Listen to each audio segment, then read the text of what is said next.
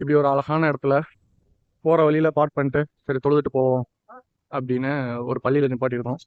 இந்த பள்ளி எப்படி இருக்குன்னு பாருங்கள். மேகமூட்டத்துக்கு நடுவில் இருக்குது. கேமராவில் உங்களுக்கு தெரியுதான்னு தெரில. அப்படியே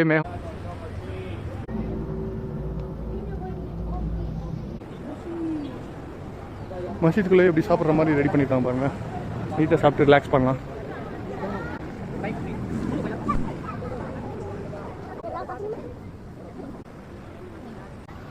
இந்த மசீதை சுற்றியும் இந்த மாதிரி தண்ணி போயிட்டுருக்கோம்.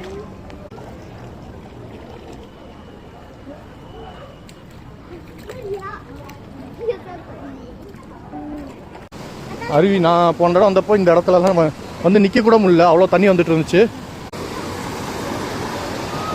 தண்ணி போயிட்டுருக்கு பாருங்க.